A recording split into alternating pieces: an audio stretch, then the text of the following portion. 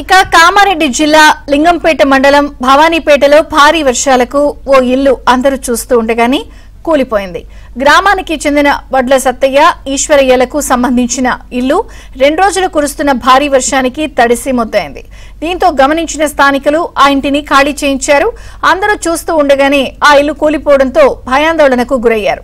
గ్రామంలో మరికొన్ని ఇళ్లు కూడా వర్షానికి తడిసి ముద్దయ్యాయని, కూలిపోవడానికి సిద్ధంగా ఉన్నాయని స్థానికులు తెలిపారు.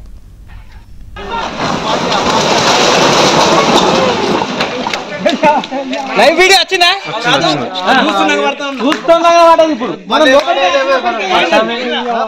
చెట్టు కొట్టుడేంది పరుడేంది మేము ఎప్పటి నుంచి తిన్నాం దానికోసమే. అది కూడా కులుతుందా మీది? టైం పడుతుంది ఇక 2-3 రోజులు పడుతుంది.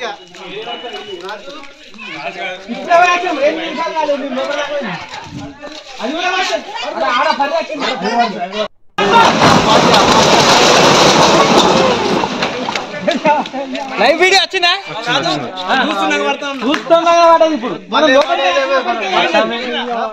చెట్టు కొట్టుడేంది పరుడేంది మేము ఎప్పటి నుంచి తిన్నాం దానికోసం.